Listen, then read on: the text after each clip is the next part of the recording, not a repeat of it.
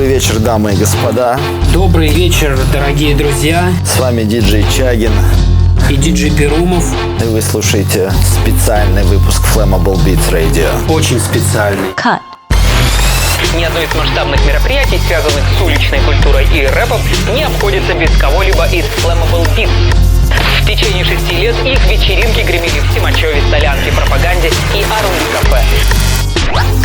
Они играли вместе с De La Soul, Snoop Dogg, Nightmares on Block, представителями Wu-Tang Clan и Lil Scratch Perry. Они преподнесли хип-хоп как модную, дорогую, интеллектуальную музыку. Если бы не они, может быть, я был бы рокером. Давали совершенно другой музон, и он очень сильно качал. Андрей Перумов, Андрей Чагин, Иван Диджей Винилкин и Дмитрий Тактик Винокуров. Их без всяких скидок называют главным хип-хоп объединением страны.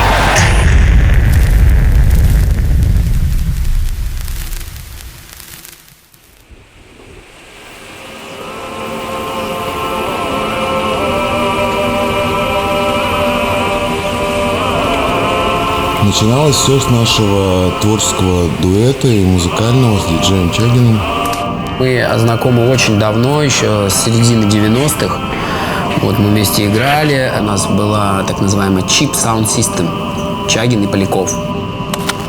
И мы пытались как-то радикально изменить сцену на тот момент существующую, которая заключалась в техно, в хаосе, в такой, это были 90-е поздние. И нам нравилась другая музыка, такая больше, как сейчас называется, трип-хоп. И играли, собственно, вот эту музыку таких лейблов, как Ninja Tune, Pork Records. На тот момент это была такая некая альтернатива прямой бочке.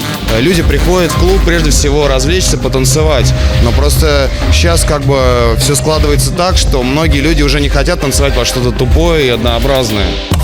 Я познакомился с Винилкиным, он уже тогда выступал активно и уже был известным диджеем. Первые вечеринки были в клубе «Пропаганда», легендарный клуб, который до сих пор работает. Я помню, как Андрей подошел в «Пропаганде» и говорит: это очень классная музыка, но, к сожалению, ничего не слышно. Ты можешь сделать погромче? Я, честно говоря, побаивался делать погромче, потому что в то время хип-хоп воспринимался очень неоднозначно. Люди были агрессивны, просили сразу выключить. После этого появился Дима. Когда я увидел, как работает Дима, мне показалось, это какой-то космос. Я видел на видео, что есть DMC, что есть фронтализм, но я этого никогда не видел в России. Ему, я думаю, было даже не 16. Значит, Андрей, сделай какое-нибудь официальное заявление, Дим. Останется в историю, войдет. очень понравилось. Кому нам? Нам было абсолютно все равно, какие современные хотения у людей. Мы были полностью на этом андеграунд хип-хопе, мы знали всех артистов, у нас были одинаковые вкусы и есть. Вот когда мы начинали играть, за ту музыку, которую мы играли, нас просто жесточайшим образом прессовали. Что это такое? Что за это стиль музыки? Что это рэп? Это хип-хоп? Это фанк? Это регги? Регги, так это вообще ужас. Я видел самые разные сцены, самые разные конфликты, когда нас просили выключить эту музыку. Мы прошли всю эту историю и действительно, как могли, прививали нашу культуру молодежи.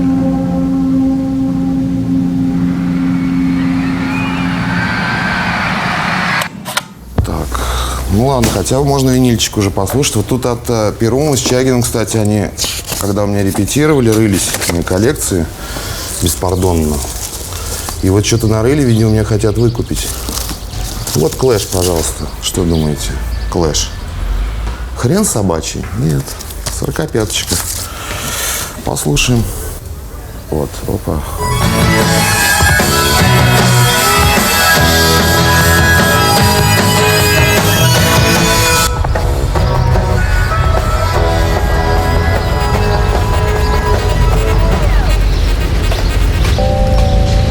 Что главное в диджее? Конечно, можно говорить о его технике, на чем он играет, с каким качеством. Можно, да. Но диджей, прежде всего, это звено между музыкантами и слушателями. Потому что очень много музыкантов, и слушатель до них не доходит. Ему лениво, он не может послушать эти 100 тысяч треков, которые выходят каждый день. Было время, когда ты занимался поиском. Вот у тебя целое поле, на нем ничего не видно, ты ходишь по всему полю и каждый метрик смотришь, есть ли там что-то или нету. Сейчас время, когда у тебя поле, и оно полностью засажено чем-то. Что тогда, что сейчас одинаково нужно искать. Многое музыка меня вдохновляет, о которой мало знаем, понимаешь? Это не просто какие-то большие герои или большие имена. Иногда я нахожу трек артиста, который я вообще ничего про него не знаю, да и в интернете про него ничего нет. Но эта музыка меня совсем не меньше вдохновляет, чем какие-то хиты и big tunes, что называется.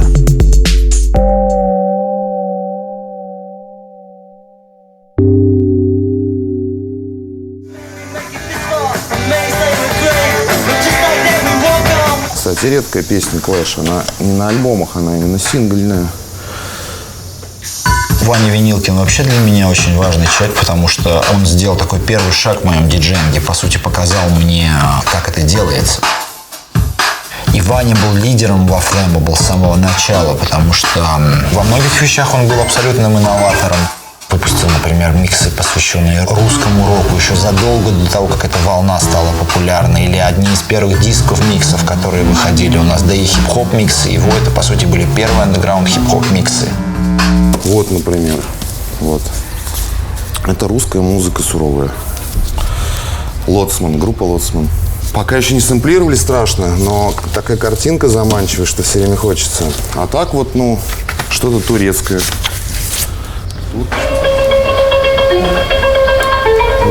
Вот наш спайлак для сэмплов.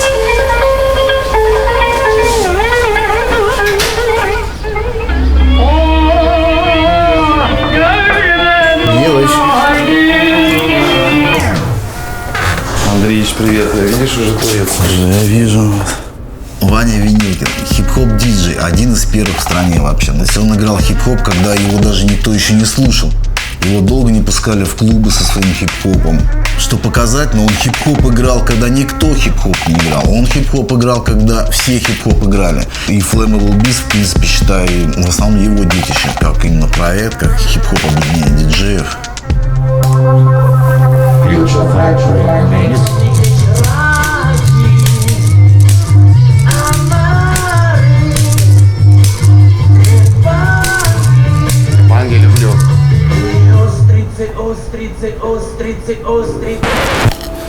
В общем, мы делаем на ваших глазах песню «Устрицы» будет называться.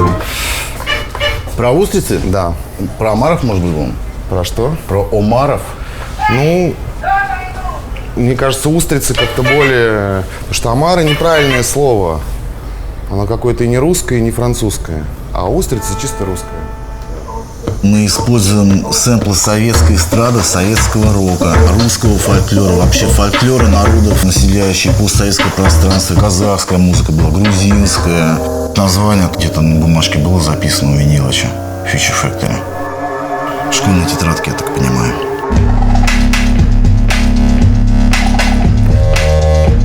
Хип-хоп-диджей, он по-другому воспринимает материал.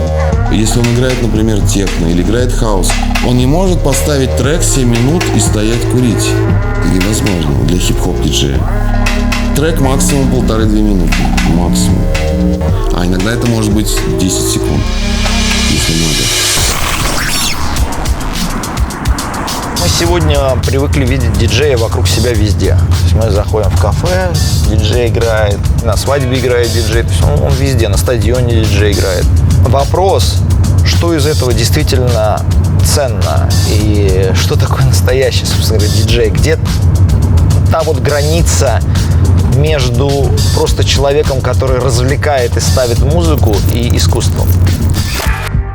Прежде всего надо знать историю музыки, диджеинга и того, откуда диджей произошел и как он пришел в то, что он сегодня есть. Мне нравится то, что многие люди могут себя проявить как диджеем. Другое дело, что это должно быть вместо. Потому что никакая технология все равно тебе окончательно не поможет стать диджеем. Она тебе поможет сводить музыку. Она поможет тебе, может быть, записать эту музыку, она может тебе помочь найти эту музыку, но она не сделает тебя диджеем в том понимании, чтобы у тебя была страсть к музыке, чтобы ты отдал на это действительно всю свою жизнь. И в этом отношении диджеев больше настоящих звезд не становится.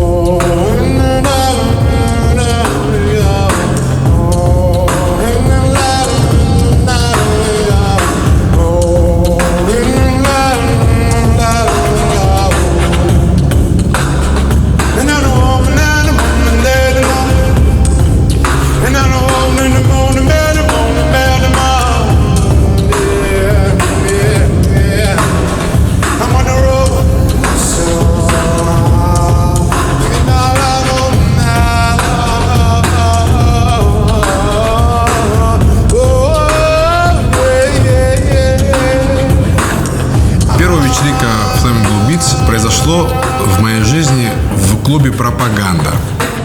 В то время я делал битбокс только на улице, на Арбате, где мне нравилось вообще ощущение людей, как они смотрят на меня, как они реагируют.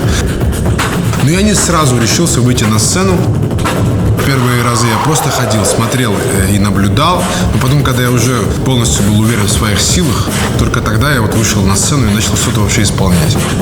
И как раз таки Flammable Beats мне очень помог выразить себя и вообще показать людям, что я умею делать.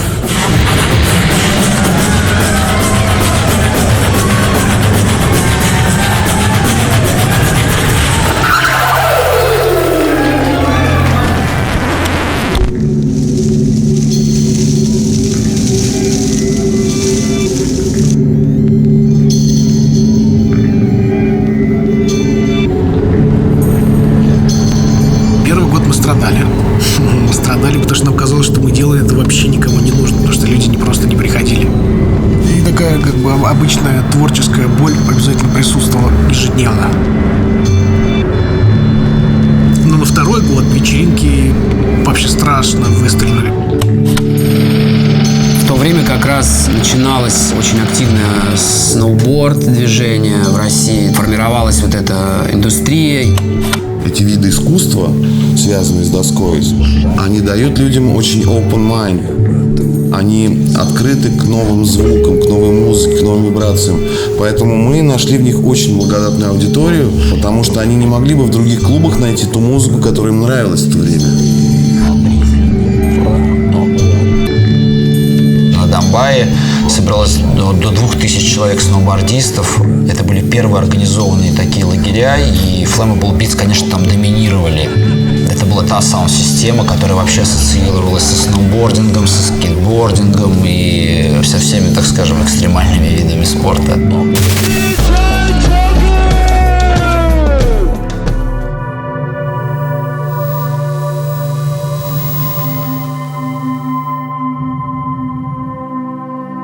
В то время во всех сноуборд и скейт-фильмах пропагандировался новый хип-хоп. Мы делали такой очень модный на тот момент общемировой тренд, потому что тогда была волна.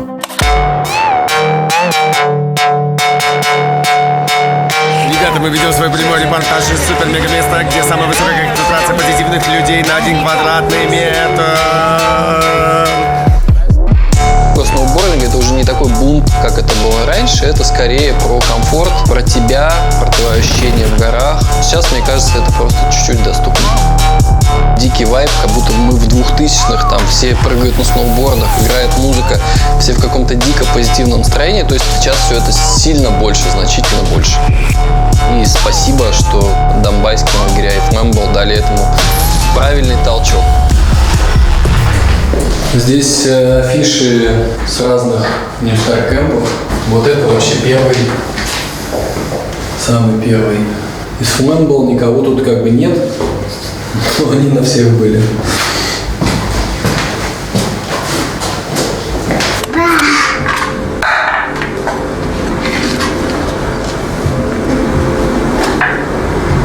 Джеймс Брауна знаешь?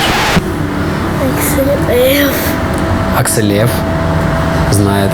Flammable Beats, Sound System. Это же Flammable Kids. Baby Scratch можешь сделать?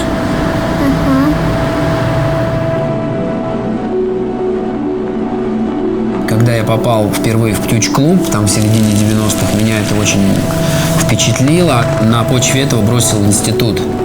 Понял, что я не хочу не заниматься ничем, кроме как диджеингом. В Доме книги на Арбате был небольшой отдел музыкальный, и я купил там пластинку Майлза Дэвиса «Kind of Blue». Эта пластинка оказала на меня тоже неизгладимое впечатление, наравне как и с техно-музыкой.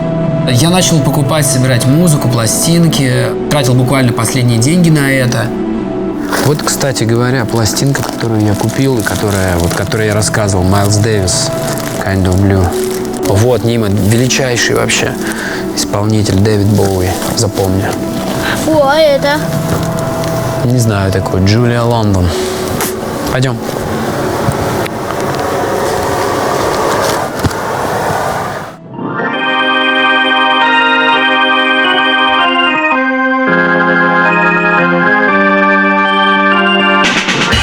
Со временем меня начала интересовать не только прямая бочка, не только хаос и техно-музыка. Я понял, что это огромный мир просто, неисчерпаемый. И, к своему удивлению, очень много обнаружил, что в современной музыке было взято именно вот из старой музыки, так называемые сэмплы, кусочки старой музыки, которые использовали современные артисты. До сих пор для меня это является неким источником вдохновения, потому что я считаю, что это некая корневая система для современной музыки.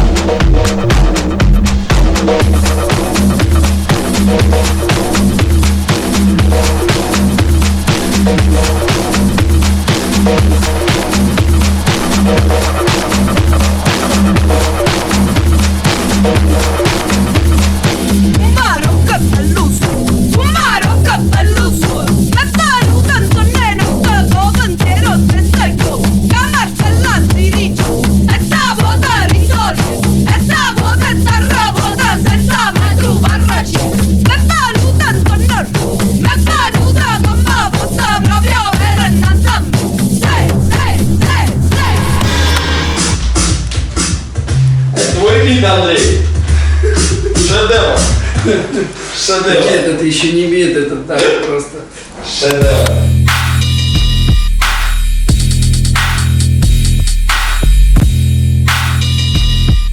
Чагин — это просто машина. Я абсолютно уверен, что это действительно один из лучших диджеев вообще сегодня существующих в России. Если ты берешь диджея, который состоит из многих компонентов, да, умение работать с толпой, знание материала, техника, опыт. Элементарно даже он физически, он очень сильный, потому что я, бывает, с ним выступаю, мы с ним очень много выступаем. Я чувствую, уже устал, он полон сил. Для него музыка, все как бы. Он может играть 24 часа, выступать 24 часа. Это для него все.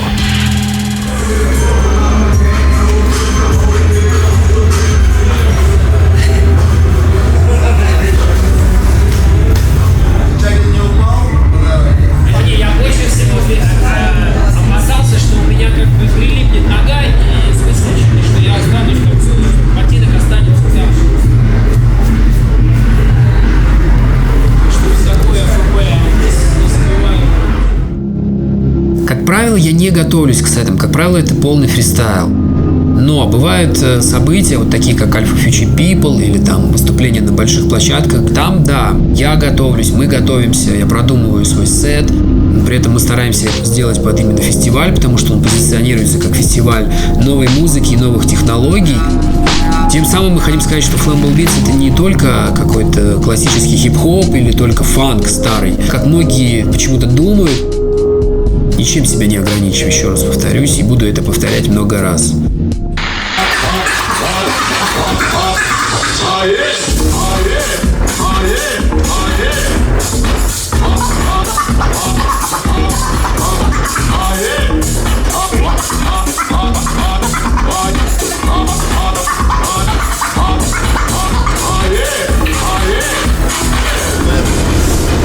Надо было прямо в грязи стоять, было просто, чтобы такой, знаешь, просто ЛПД.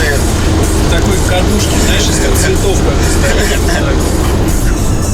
А где скретчинги не подвяли? Слушай, ну я тебе могу сказать, что стало намного лучше. То есть помни, вот лет, например, 7 или 10 назад, если бы такое было количество народу, что было бы вообще? Раньше на таком фестивале Мамаев курган. Блядь. Знаете, вот так и живет артист, ты знаешь.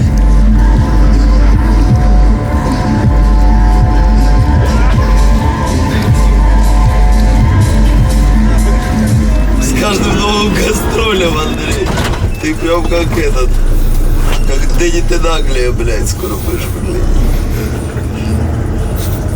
Ой, вот это такая тяжесть.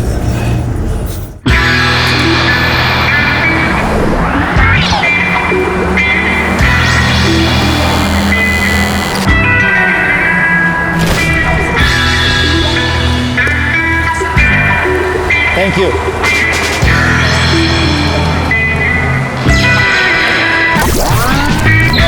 Я вырос в семье, где музыка просто почиталась очень высоко. Помню с детства свою комнату.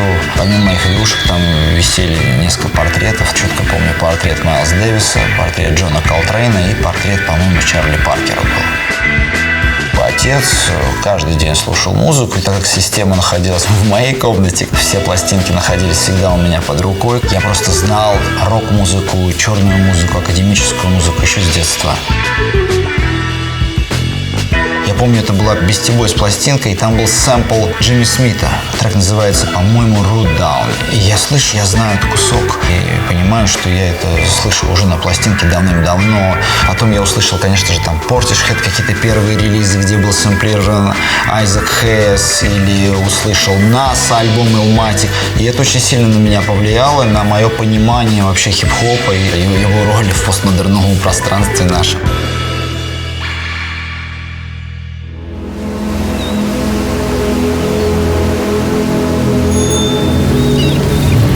Диджей должен быть свободен, не ограничивать себя в каком-то одном стиле, а смотреть на музыку в целом и вообще на культуру.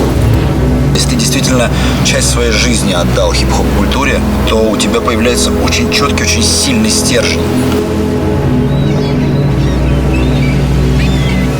У Андрея есть такой стержень, не у каждого есть. Я его называю коллекционер. Он один раз позвал меня в гости в свой пентхаус огромный. Он мне ставил пластинки, очень редкие. Я понимал, что в тот момент я слушаю музыку, которая не всем доступна. чем больше ищешь, тем больше ты понимаешь, елки-моталки, я всю свою жизнь занимаюсь как бы пластинками, каким-то поиском нового материала, да, или старого материала, неважно. И как же я это пропустил, как же я это не слышал. Это не какое-то поле, которое ты можешь вообще объять каким-то образом, да. Потому что кто-то скажет, что у него там миллион пластинок или 2 миллиона, их все равно больше. Их все равно намного больше и намного больше интересной музыки, чем вы себе представляете даже. Чем даже я себе представляю. Yes, brother. Do you know this guy, by any chance? 1212, this is Benji B in Gorky Park in Moscow with a very important news flash. When I am in town, I only represent for one sound system, Flammable Beats. У Андрея свое агентство, и он привозил и продолжает привозить интереснейших актуальных артистов на разные фестивали, такие как Пикник Афиша, там Faces and Laces. И это всегда событие. Hey, what's happening, y'all? This is Dame Funk. You're listening to Russia's finest, Flammable Beats. Keep it funkin', y'all. This is the Gaslamp Killer from Los Angeles. Peace to Flammable Beats, Russia. Hey, yo, this is Scratch Bastard, representing Toronto, Canada, and you're tuned into Flammable Beats radio show. Привозы у нас были по той же схеме, что и музыка. То, что нам нравится. Кто нам ближе по духу и кого вообще возможно привести, и на кого хватит бабок. То есть мы знали, что мы делаем не какое-то коммерческое чудо, но мы прекрасно знали, что мы делаем очень классные стильные вещи. Yo, check this out, yo, it's Ghost Demon, Ghostface Killer straight from the Wu-Tang Clan. You already know what it is, protect your neck all day. Right now, y'all checking out the Flammable Beats right here. It gets no greater than that. Flammable Beats, Ghostface Killer, Wu-Tang is for the children, y'all. One.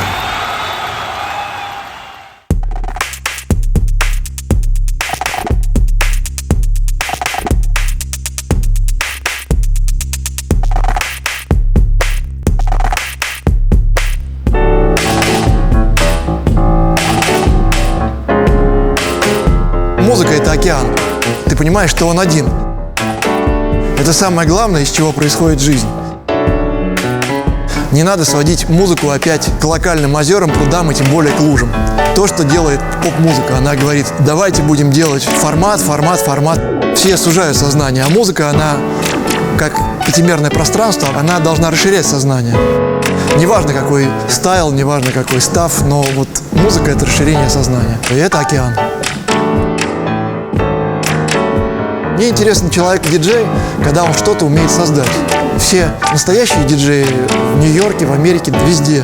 Это в то же время и композиторы, и музыканты, и продюсеры одновременно.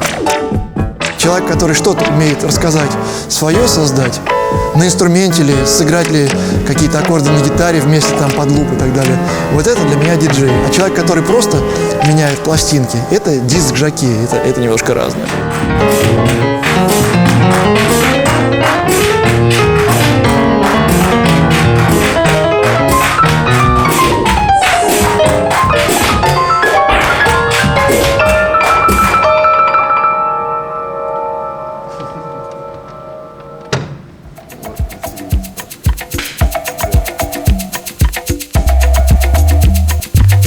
Хип-хоп-диджей — это то, как ты работаешь с материалом, то, как ты подходишь к материалу, а не что ты играешь.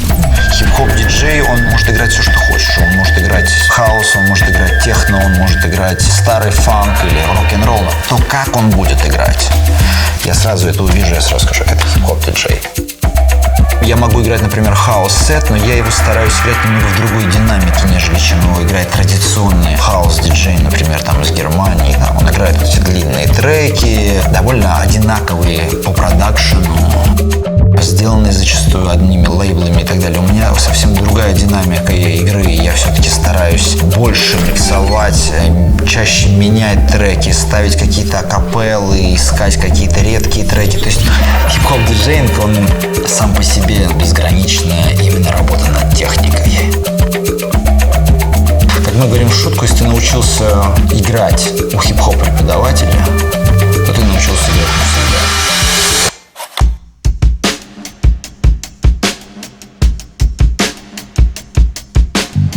Критерий успеха того, что действительно получилось или не получилось, это держишь ли ты весь сет до конца людей на танцполе. Если ты умеешь ими управлять, если ты тонкий психолог, то тогда ты диджей. Из того, что я установку делал некоммерческое музло здесь ставить. Flammable Beats идеально вписывались, потому что они давали совершенно другой музон, и он очень сильно качал. Проходили сумасшедшие пати, просто сумасшедшие. Закрытые вечеринки были, алкоголь был весь фри, и вообще бар весь фри, собирался весь бамон, как и полагается. Тогда мы начали играть хип-хоп, и для многих это был шок. На такой вечеринке такая музыка. Мы так жестко зажимали вход на фейс-контроле, что все, кто сюда попадали, уже априори были счастливы от любого вида музыки, и поэтому мы экспериментировали. Но я первому всегда говорил, давай фанка побольше, потому что у нас есть возможность воспитать людей. Они будут готовы через силу все это послушать и даже попробовать под это танцевать. Так оно и случилось. Если здесь звучит такая музыка, значит, она хорошая априори. Во Flammable ошибок не делает. Во Flammable ошибок не бывает. Бывают только катастрофические ошибки. А таких мелких провалы. Либо провал. Во Flammable нет меры такой средней, как бы. Либо ты Kanye West, либо провал. Андрей, тебе вот звонит уже Kanye West, вызывает тебя. Дима, что ли? Нью-Йорк.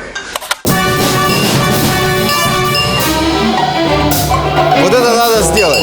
Это надо сделать. Дима, вот я не знаю, как ты до этого дойдешь, но в 51-м такте здесь твое соло ударное. Поставь себе восклицательный знак какой-то, но здесь необходимо... Это сейчас было соло?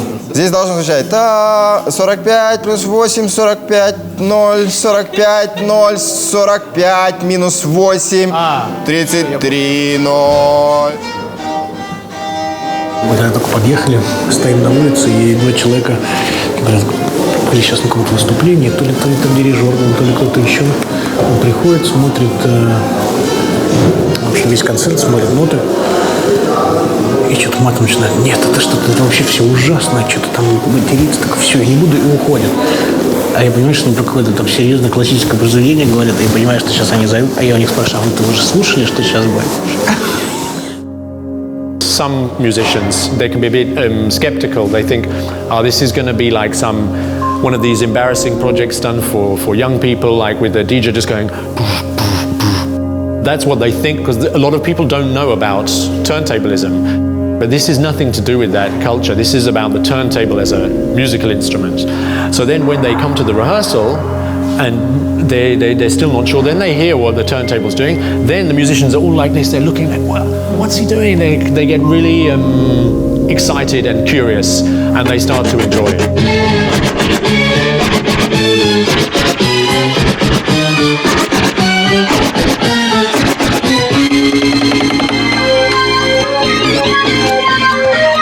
Ladies and gentlemen, I want you to listen carefully.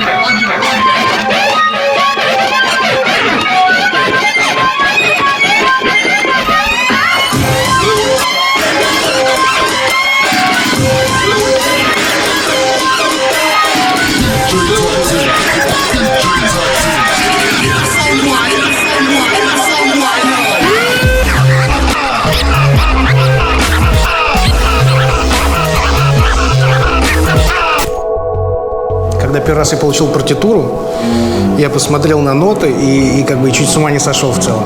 Я позвонил подружке, которая преподаватель профессиональный. Говорю, слушай, давай, ты можешь завтра приехать, мне нужно сейчас нотную грамоту выучить, мне надо научиться читать ноты. Она говорит, ты понимаешь, что нужно 7 лет для этого? Но как бы предыдущий опыт создания музыки, как бы электронной музыки, это, то есть это такой большой пласт моей жизни. И в целом за один день я научился читать ноты, теперь могу играть по нотам и осталось научиться петь. I think for DJs, it's something new to them to follow music. So for all of them, it's a challenge. You know, when you scratch, everybody has a different feel for the rhythm. So each DJ really brings their personality and character, and it's very interesting for me how they do it in a different way. Я не помню, сколько это было, но Тактис был ребенком, очень молодым парнем. Он меня сразу поразил невообразимым талантом и дикой энергетикой, которая именно ему присуща. Пусть это начнется прямо сейчас под аккомпанемент диджаки, представляющего Flammable Beats, диджей Tactics! Дима привнес именно тернтаблизм во Flammable Beats. Короче, он всегда был необычен, всегда. И в проявлении скретча, и вообще как человек просто. Им будет что-то жаркое, ведь сегодня у нас диджей Tactics за вертухами. главное вообще выступление играл диджей Йода. Это очень крутой чувак. И больше всего концерт играл диджей Switch, который трехкратный чемпион мира. И вот когда я все это такое смотрю, такой, ладно, трехкратный чемпион мира, диджей Йода, партитура. Вот это все как бы. Вообще в кошмар мне превратился адский.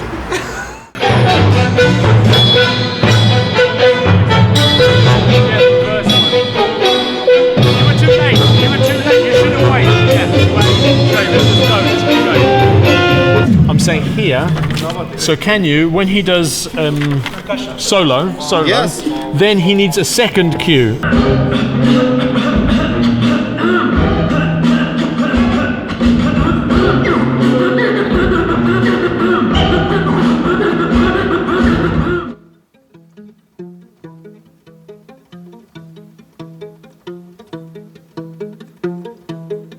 Тактис — это больше такой спонтанный элемент, творческий. Когда ты его захочешь контролировать, как, например, продюсеры, то это невозможно.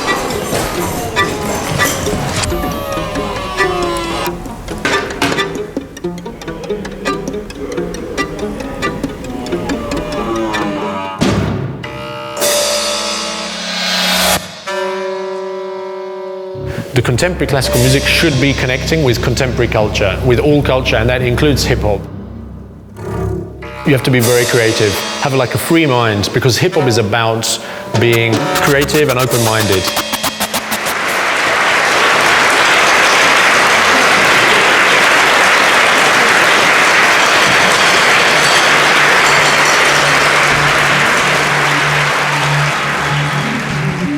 Миссия диджея, на мой взгляд, в том, чтобы дарить людям музыку, открывать для них перспективы, стили. Это некая такая пища для ума, для фантазии, особенно для творческих людей. Если люди слышат что-то новое, интересное, это может к чему-то их сподвигнуть. Я стараюсь сочетать вот эти грани в себе именно, чтобы не только развлекало. Я не пришел вас только развлекать. Я пришел, чтобы вам подарить какую-то информацию. I've played for 17 years now. Only what I like. And if people don't like it, they could leave or throw things at me, which they've done. And, you just got to stick to your guns and play what you like, and eventually the people will catch on. I'm the one and only Gaslamp Killer. У меня нет такого, что я смотрю вот так на весь зал и думаю, ой, сейчас вот этим я угодил, этим я не угодил, сейчас угожу этим чуть побольше, а этим чуть побольше. А можно, наоборот, стараться донести свой месседж. То есть они ждали, например, хаус-вечеринку, а ты им здесь открыл новый стиль, и они такие, о, вот ничего себе, вот это я и буду теперь слушать всю жизнь.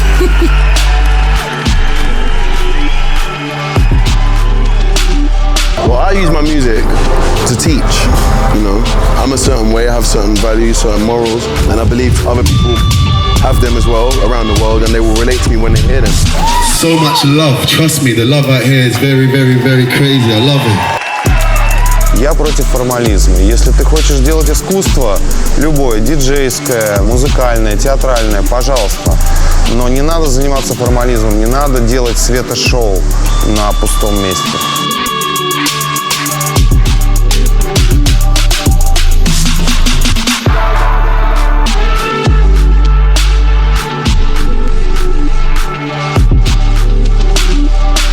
When I started sampling, people were saying that's not real music too. There's always room for evolution. Things will change. They will never stay the same. Yo, we run things, real hip-hop music is a merge of styles and culture. Live in Sochi, Russia, Afro style. Это культура, понимаешь? Она дает тебе знания. Знания дают тебе силу. Все очень просто. Когда у тебя есть сила, ты не стареешь. Как только сила исчезает, все.